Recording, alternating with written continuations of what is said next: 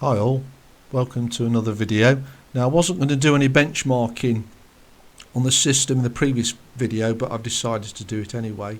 So with this I'll be recording on Bandicam, so what you've got to take into account is some resource will be taken up by that, but I will talk through that before I start the gaming benchmark. So straight into it.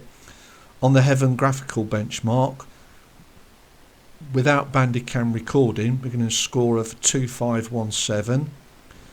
With Bandicam recording, we're getting a score of 2356. Onto Valley, without Bandicam recording, we're getting a score of 3216. And with Bandicam recording, we're getting a score of 2967. Now I ran the 3D Mark Firestrike benchmark, which is a little bit more taxing on the system. So without Bandicam recording, we're getting a final score of 4227, and with Bandicam recording, we're getting a score of 3972. So what that translates to is, for Heaven, we're getting a reduction in the score of 7% if Bandicam's recording, and with Valley the reduction is 8.5%. And 3D Mark, it's a reduction of 6.5%. So I suppose on average, when I'm gaming, if you allow for say 7% reduction in performance on that frame rate, then that's probably a good indication of how much resource is being taken up. Okay, so let's get into a few games. Right, on to the first game, which is Doom Eternal. So it's on one of the fairly later levels, I suppose, compared to my normal benchmarks, and a mixture of low, high and medium. We're getting a frame rate, I'd say, of 45 to 50, which is fine. If you want more, just go ahead and adjust those settings, and it's quite a well optimized game anyway. So if you want the magical 60 or near to it as you can possibly get, then feel free to experiment. And I've got the in-game benchmark frames per second counter running rather than Bandicam. Okay, so that's Doom Eternal. So onto Fortnite. Now I've got it on the maximum resolution. The frame rate's capped at 60. And most of the other settings are set on medium. I think there's one that's flagged up that because the VRAM's only 2 gig to put that setting in place, but otherwise it's a pretty rock solid 60 frames per second. Not too many characters on the screen at the moment, but I should imagine things will stay the same even if a few more get on the screen. The resolution scale is also set to maximum, so you may even get away with nudging up some of those quality settings to high. Depends if you want a pretty steady frame rate, which it is at the moment.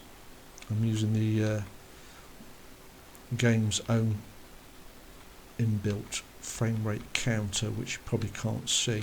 But yeah, take it from me, that's 60 frames per second. Okay, so that's Fortnite. Right, onto Apex Legends. Now I've got it on the highest resolution and a mixture of low, medium and high settings, so feel free to experiment. And with the Steam in-game bench counter, we're nudging 60 frames per second. I mean, this monitor won't display above 60 anyway, but with not a lot of characters on the screen apart from my teammate, hopefully it shouldn't go too much below that once a firefight starts happening. Now there was one setting similar to Fortnite which I had to apply due to the 2 gig VRAM limit, but it's not a problem. So you shouldn't have too much difficulty playing this game on this system, even though I can't see any characters well, other characters on the screen at the moment. Right, so that's Apex Legends. Next up is a game that will tax this system and others similar. It's Red Dead Redemption 2. Now we're in the graphical settings menu, and I've taken the defaults, which has put most of the settings to low, and there's a few that's set to medium. Now on the left hand side is the VRAM table, and it's just below the limit of 2 gigs, so I think I'll leave it at that and run the in-game benchmark to see what we get. And there's a few others that you could probably switch off, like particle lighting quality, things like that. So let's run this benchmark with all the default settings that the system selected. And what I'll do is I'll let this run and then report back at the end of it. So not the most exciting of benchmarking results, but after running the in-game benchmark, we're getting a minimum frames per second of 37, maximum of 38, and average of 38. Now that's good because the differences aren't that great, so it proves that the default settings were correct, so there won't be much stuttering. But feel free to experiment just to get the right balance, really, because a few of those settings were set to medium or some were switched on. Right, so that's Red Dead Redemption 2. So taking a break from shooters and action games onto FIFA 2018. Now I've taken the high graphical preset, and it's on the maximum resolution, and we're getting a rock solid 60 frames per second. So I would imagine this system should even play some of the more recent football games without too much difficulty.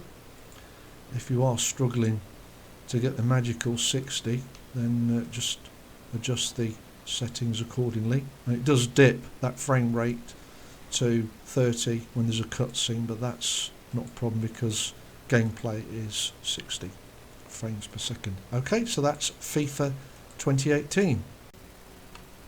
This is Need for Speed Heat on the highest resolution, and resolution scale set to 100, and I've taken the high preset graphics setting. Now I think that's probably a bit of a mistake, because in this opening stage it's not even getting to 25 frames per second, so what I might do is restart the game and try the medium preset to see if we can get that frame rate up at a more playable level.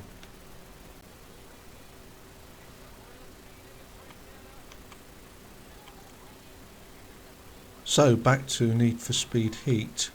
Now I've taken the medium preset and also switched off settings like anti-aliasing, and we're getting more respectable 30 frames per second and above on this opening level.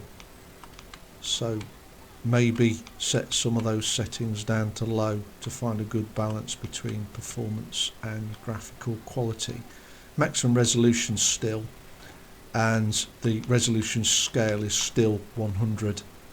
Okay, so that's Need for Speed Heat. So on to the most taxing game of this benchmarking session, which is Cyberpunk. Now I've set all the graphical settings to low and switched a lot off, and it's not on the highest resolution. In fact, it's 2 or 3 notches down, and it's nudging 30. But don't forget, this is an indoor session, and I'm sure if we get to the driving sections with a few other characters on the screen, then that rate's going to go down by quite a lot. So it's going to need a lot of tweaking, this is, to get it a reasonable playable frame rate, I'm afraid. I think we're just going to a firefight now.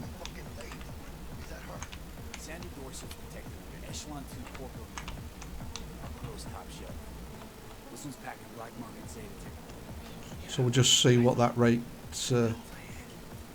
goes down to. At the moment it's nudging 30, as I say. So it's still mid-20s with a few characters on the screen.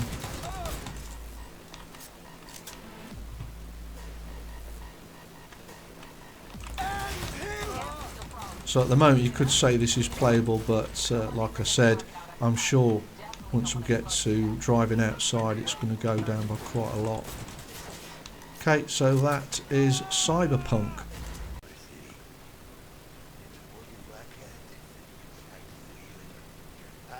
Just getting back to Cyberpunk in this driving section, which is automatic. I'm not the driver character.